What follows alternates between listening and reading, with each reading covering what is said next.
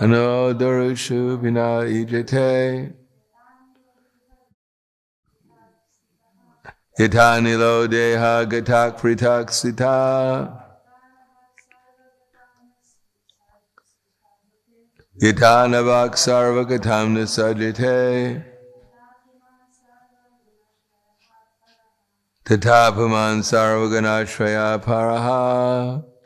Yata, just as Anala, the fire, Darushu, in wood, Bina, separate, Ijite, is perceived, Yata, just as Anila, the air, Dehagataha, within the body, Pritak, separate, Stitaha, situated, Yata, just as, Nabaha, the sky, Sarvagatam, all pervading, Na, not, Sajite, mixed, Yata, similarly, Puman, the living entity, Sarvaguna Ashraya, although now the shelter of the modes of material nature, Paraha, transcendental to material contamination. Translation and purport by His Divine Grace, A.C. Bhaktivedanta Swami Srila Prabhupada. As fire, although situated in wood, is perceived to be different from the wood, as air, although situated within the mouth and nostrils, is perceived to be separate, and as the sky, although all-pervading, never mixes with anything, so the living entity, although now encaged within the material body, of which it is a source, is separate from it. Purport. In Bhagavad Gita, the Supreme Personality of Godhead has explained that the material energy and spiritual energy both emanate from Him. Material energy is described as Me Bina Prakritir Ashtada, the 8 separated energies of the Lord. But although the 8 gross and subtle material energies, namely earth, water, fire, air, ether, mind, intelligence, and false ego, are stated to be Bina, separate from the Lord, actually they are not. As fire appears separate from wood, and as the air flowing through the nostrils and mouth of the body appears separate from the body, so the Paramatma, the Supreme Personality of Godhead, appears separate from the living being, but is actually separate and not separate simultaneously. This is the philosophy of Chintya Bheda Tattva, propounded by Sri Chaitanya Mahaprabhu. According to the reactions of karma, the living being appears separate from the Supreme Personality of Godhead, but actually, he is very intimately related with the Lord. Consequently, although we are now seem neglected by the Lord, He is actually always alert to our activities. Under all circumstances, therefore, we should simply depend on the supremacy of the Supreme Personality of Godhead and thus revive our intimate relationship with Him. We must depend upon the authority and control of the Supreme Personality of Godhead.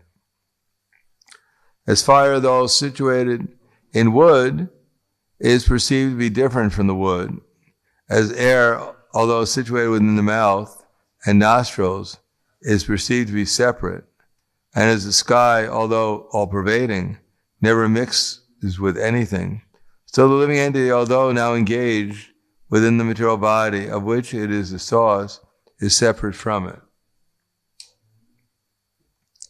Namo Vishnu Vidaya Krishna Prasthaya Vidaya Srimate Bhaktivedanta Swami Tanamane Namaste Saraswatunde Ve Gauravani Vacharane Nirvishesha Shunyavadi Paskatyade Siddharane.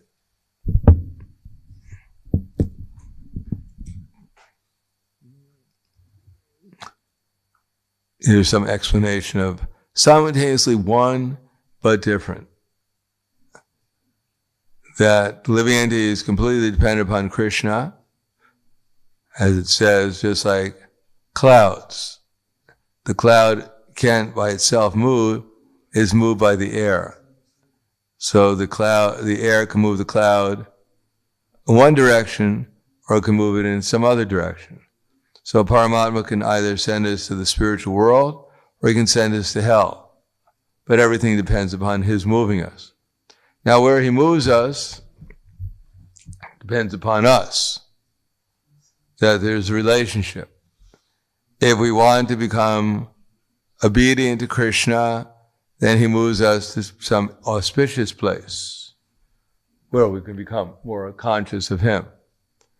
And if we want to forget him, we want to separate ourselves from him, imagine that we're independent, then he moves us to a place where we can stop thinking about him. Human beings have a disadvantage if they want to be demons, is that someone may come along and try to sell them a book and remind them of what they're trying to forget.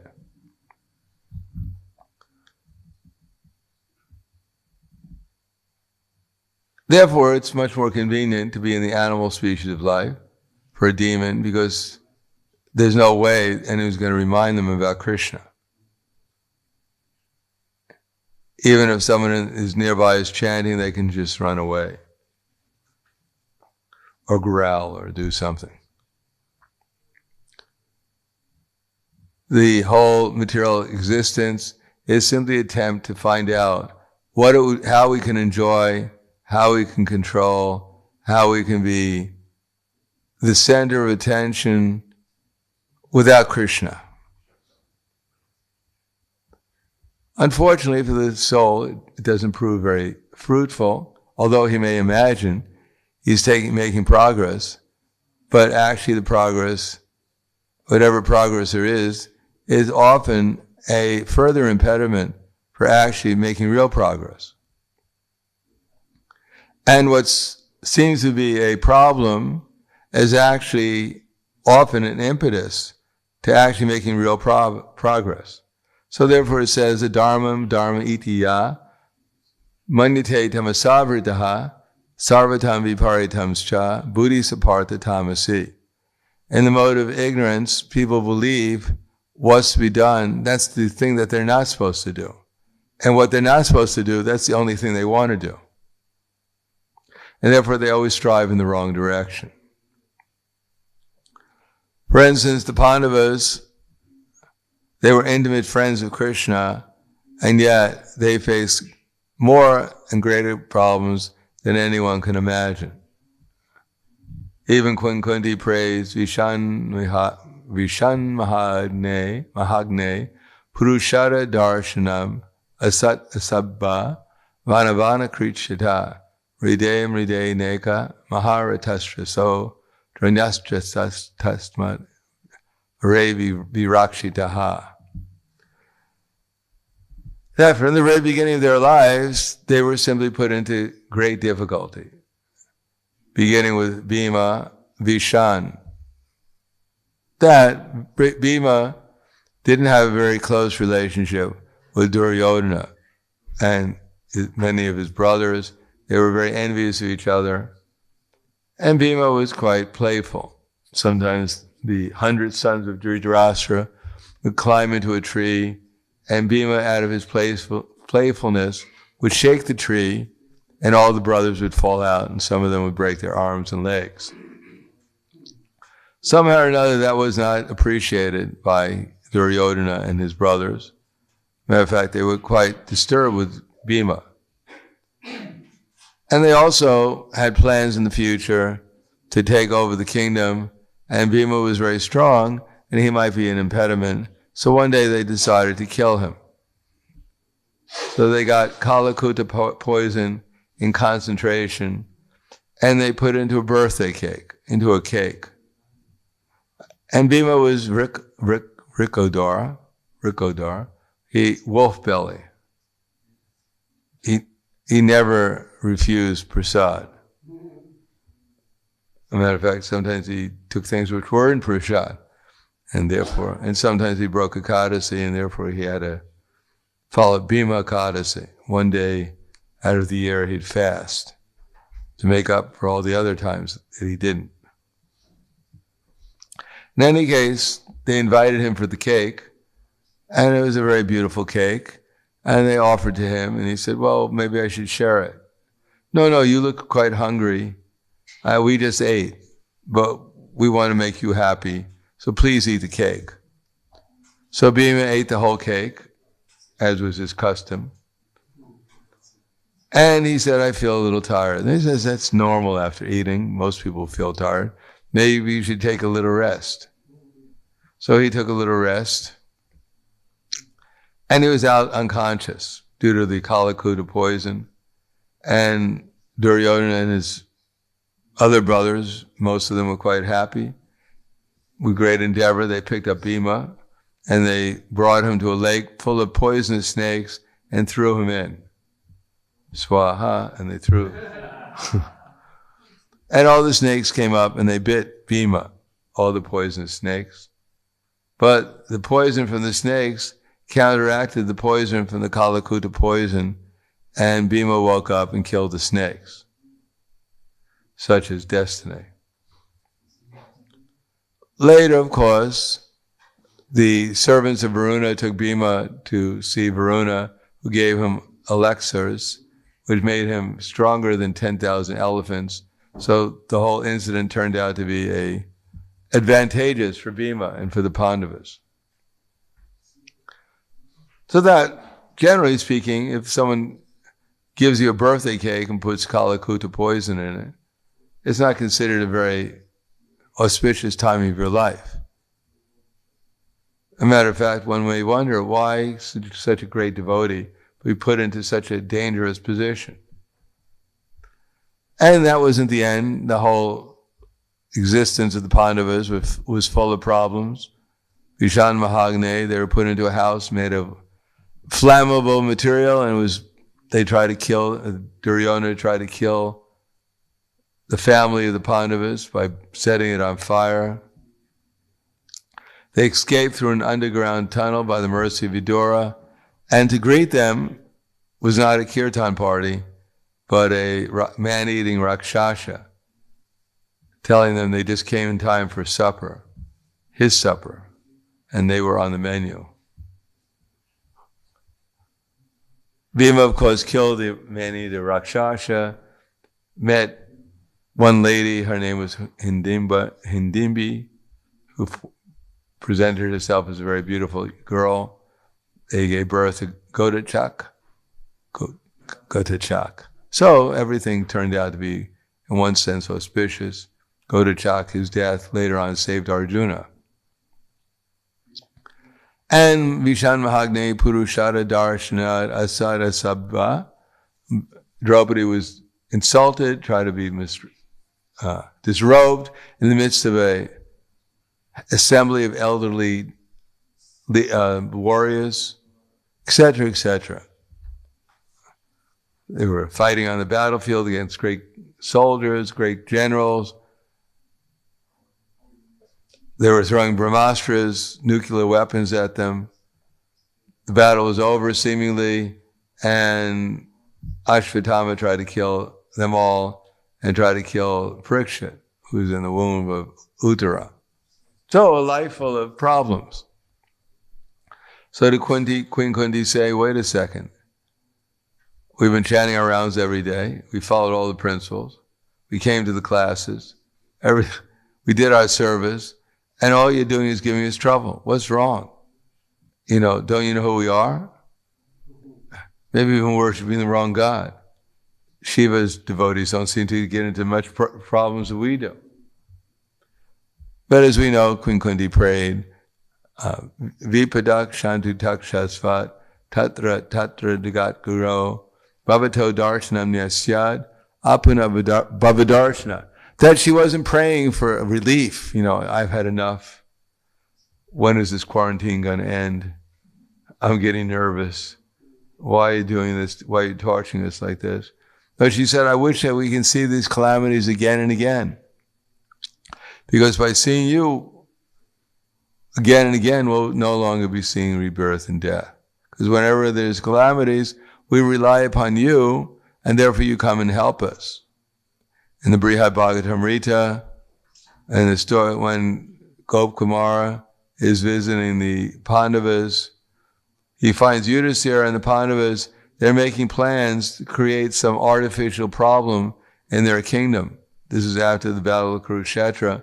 Because if they can convince Krishna that they're in danger, they're being threatened, then Krishna will come to save them. And then they'll get Krishna's association. So they're trying to figure out what kind of problem we can create so that Krishna will come and save us. Generally, people are looking to avoid problems, and they're praying to Krishna, please take my problems away. We don't really care if you come or not. We care that we want the problems to go away. But people are praying, give me a house, give me a wife, give me a color TV. Om Jai Jagadisha Hari. They're praying for some kind of material benedictions. Ashtabat, please benedict me. May I live forever and have 10 million wives, like Chitraketu. He's my Mahajan.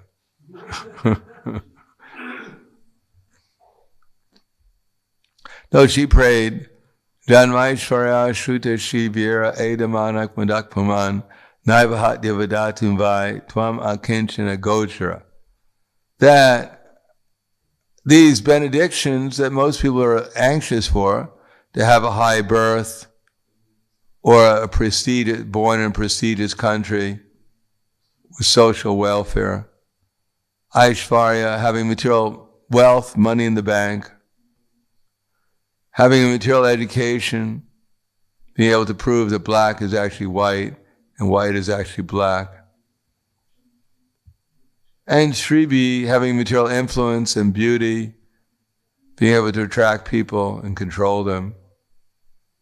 So these are the opulences that everyone wants in the material world, but they make the conditioned soul who's striving to get these opulences, he's already intoxicated because of this bodily identification. We're already intoxicated thinking that we're this body, we're under an illusion, we're in forgetfulness of our real selves. We don't have the intelligence how to actually how to actually help ourselves or anyone else. But when we become absorbed and anxious to get more and more material benedictions, then the result is we're not only intoxicated, but we become mad. Person's intoxicated, but when he takes even more intoxication, then he becomes crazy. And a crazy person, an intoxicated person, can't chant the holy name with any kind of feeling. And because he can't chant with feeling, therefore he can't understand what his relation with Krishna is. He remains fixed in the material conception of life, and has to suffer birth after birth. So, without understanding our dependency upon Krishna, therefore we misunderstand, and instead of actually taking shelter of Krishna, his internal energy, the external energy takes charge of us, and we become more and more forgetfulness of our relationship with Krishna, and suffer more and more as the material nature gives us more and more suffering due to our loss of intelligence and forgetfulness of Krishna. And life after life, one is sent to different species of life, simply chewing the chewed, punak punas charvata charvananam, believing that this time it's going to be different. But it's always the same. But due to the influence of illusion, one actually believes it's going to be different. Therefore, Hiranyakashipu is telling his relatives, wake up, try to understand that this is the nature of the material energy. Janma mrityu jara vyadi dukkha dosha nudarshanam. Everyone who comes here grows old, becomes diseased, and they die. But then they take birth again. There's no exception. And Hiranyaksha got killed. Someone mugged him on the way home he wound up dead. But that's all right. Whether you die today, you die tomorrow, death is assured. There's nothing sure as death. So, but Hiranyaksha still exists because for the soul there's neither birth nor death. And therefore there's nothing to lament about. Undoubtedly because Hiranyaksha was a pious soul, he got a better existence in his next lifetime. He's probably born into a family of kings or something like that. Besides that, him and me were together, we're like this, I'm sure we're going to be together soon too. I kind of remember him we were guards somewhere, I can't remember. We were together there eternally, so no problem. It's going to be all right. So I'll stop there. Any questions or comments?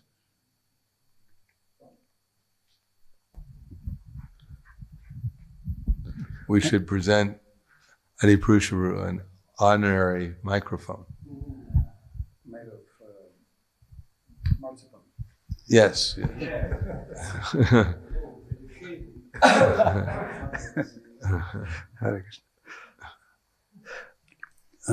Sometimes I wonder between these births, Hiranyaksha, Hiranyakashipu, and then Ravana, Kumbhakarna, where did they wait? Or what was their condition? Well, Krishna gave them a waiting room. just wait here for a little while. It's soon. Well, they were killed by Krishna. So, what happened to them? I never saw anywhere where it said. So anything I'd said would just be a speculation.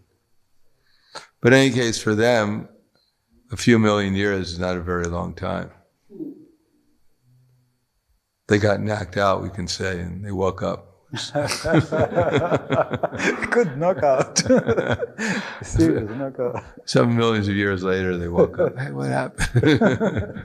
This guy came along and he had these claws. He broke out of this pillow. Now I'm here. What's happening? Yes. Sometimes I heard that the 100 sons of Dhritarashtra were not all as bad as Duryodhana. Apparently, they were not as eager to do the disrobing or some other nasty things. It's hard to compete with Duryodhana. And it was mostly because of Duryodhana's bad association that they were so bad. Yeah, well, we know that one of them joined the Pandavas in the war. You don't know that? It's the first Vikarna? What's that? Vikarna. Vikarna. This is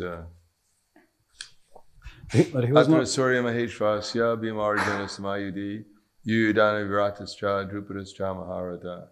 So in this army there are many heroic bowmen equal in fighting to Bhima and Arjuna, great fighters like Yuyudana, Virata, and Drupada. So, actually that's not Virata. Then they have one of them, when Yudhisthira, what was his name? Vikarna? Vikarna. So when Yudhisthira announced that before the battlefield that anyone who'd like to join our party, our warriors, our army, they can come over. So Vikarna came over, he joined, fought on behalf of the Pandavas. Didn't survive, but he certainly was more auspicious fighting on behalf of Pandavas and Krishna than Duryodhana.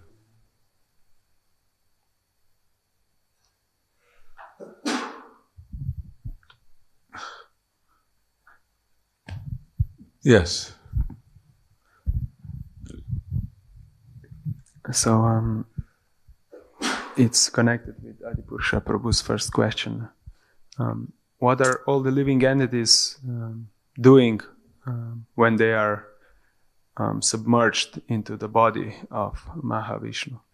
For there's so much time, and when they are awake and they are doing their karmas, but then when they are sleeping, what is their activity or what There is is no activity. They're in deep sleep. So that seems like a waste of time, or you forget everything. What You think everything else is not a waste of time? So they just sleep and then continue from where Deep they sleep, stop. not just sleep, but they're in deep sleep. But it seems when Subsupti. when it's back, it seems that it was just a moment. Yeah, that's right, because it is only a moment. We think we're living for a long time, but we're not even living for a moment. The exhalation of Mahavishnu is the whole, we're manifested during his exhalation, and during his inhalation we're annihilated. It doesn't take him very long to inhale and exhale.